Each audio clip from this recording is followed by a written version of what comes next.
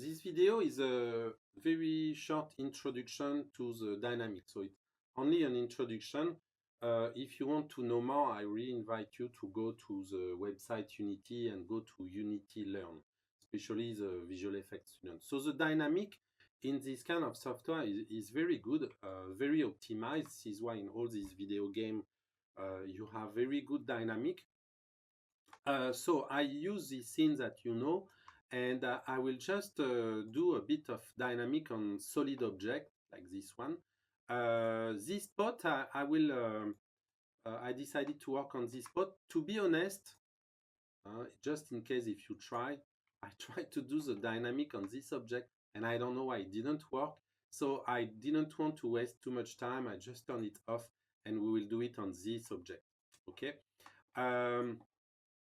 So the thing that I would like to do first, this is to have this object falling. So now the objects are up. If I play, nothing is happening. There is zero dynamic. Actually, there is always a dynamic by default in Unity. There is a gravity, but this object don't react to the dynamic. So I have to tell them. So I will select this spot. And what I must do, I must add a component, and this component will be rigid body. So rigid body, now it will react to the dynamic, okay? And you will see there is, for example, use gravity. So it will use gravity. By default in Unity, the gravity is the same that on Earth. And let's play. So now the object is falling, that's correct. But the next thing that you have to do in dynamic is to activate the collision if necessary. If your object just fall in a big hole, you don't need. But if it fall on the floor, you have to say that there will be a collision between this spot and the floor. So for the floor, we will just add a component, okay? And this component will be collider, okay? So because the floor, the shape of the floor is really like a cube, I will use a box collider, okay? This object here doesn't look at all like a cube, so let's see what we have. Collider, I have capsule collider, it's not really that. So what I need to use for this object is mesh collider. So it will just use all the vertex, all the faces of the object and calculate the collision with it, which is could be a bit slow. So that's why you really need to optimize your object. And if some of you are in trouble because of that, I can show you there is a solution. It's to create the same object but in low resolution, and we apply the dynamic to the low resolution object, which will be invisible. Okay. So now, if I play, it will not work, and I will explain to you why. On most of the objects, it will work by default. But this one, if you check it, this object you can see is convex, okay? So I have to activate convex, okay? So then, normally now, it should work.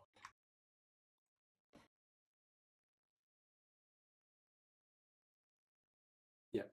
So you see when it falls, it's not very natural because it falls and doesn't move at all. It's because this object here has zero rotation, which is impossible to do in the real world. You cannot have an object with zero rotation. So here I will put just a little bit of rotation. So you see, I just turn it a little bit. And let's see now if it looks a little bit more natural.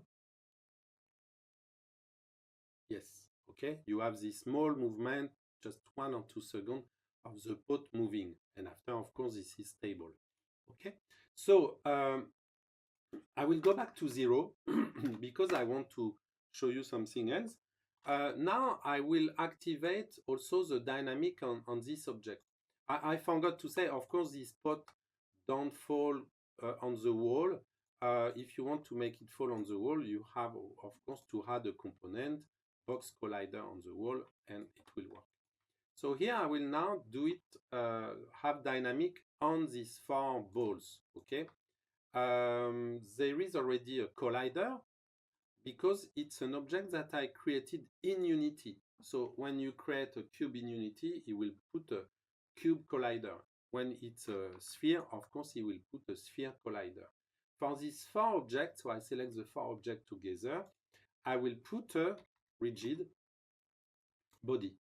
Okay, so now the 4 objects will fall like the pot.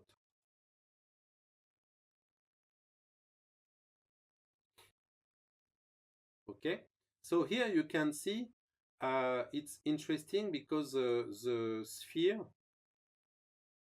bounce a lot. Sorry. On the pot. Okay, and after push the other object. So here we could modify a little bit what's happening. This object have a mass.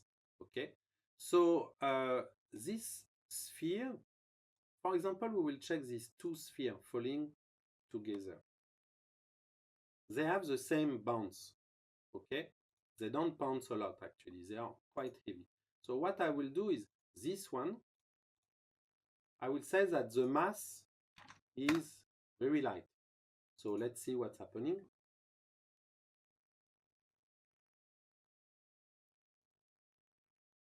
You see when the ball is touched, it moves much more.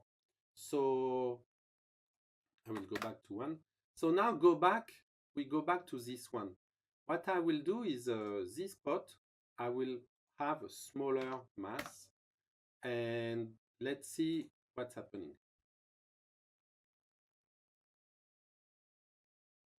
So now you see this thing fall on the floor because this thing is lighter than this one. Okay, so I show you again. It falls because it's lighter than the ball.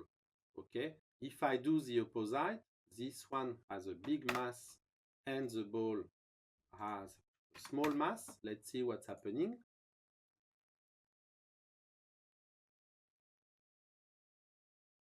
Now this object is heavy, more than the ball, and this is the ball which bounces. So it's how you will make your animation more realistic. You have really to play with the mass if you have collision between objects. Okay, so here I will just go back to 1.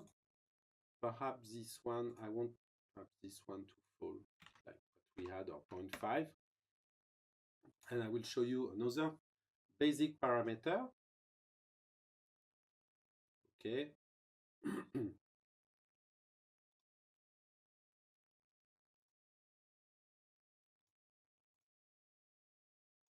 So the next parameter is the drag parameter. So that this is when an object is in the air,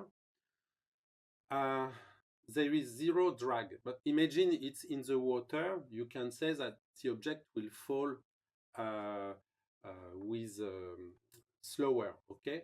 So there is a drag on this object. So this object, for example, I will put a drag of 1.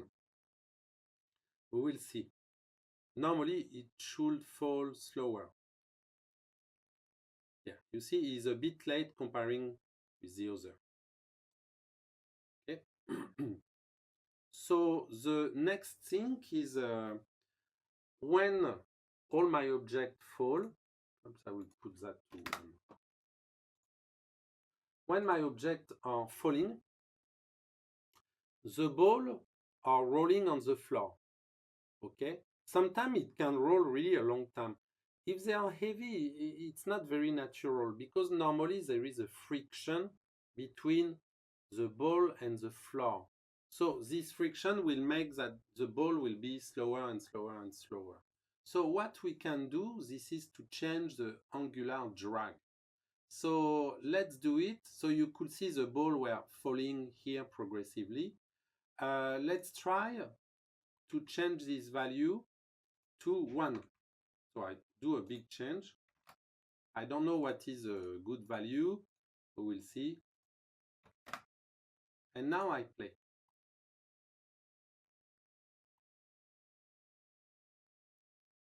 So they move, you see, a bit less. If you think they're still moving too much, let's change the value again to 5. It's probably too much.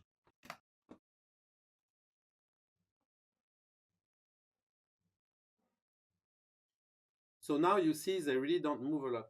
So yeah, this is another very important parameter. Use gravity, of course, you understand what it means. If I do that, the object will just float in the air. If there is a bit of force on it, it will move, like when you see the images of the spationaut in the space station. Yeah. So actually, that's all for this video. Okay. Again, it's just an introduction. Like this module, we touch a little bit of everything. But if you are interested, I really invite you to watch the video from Unity.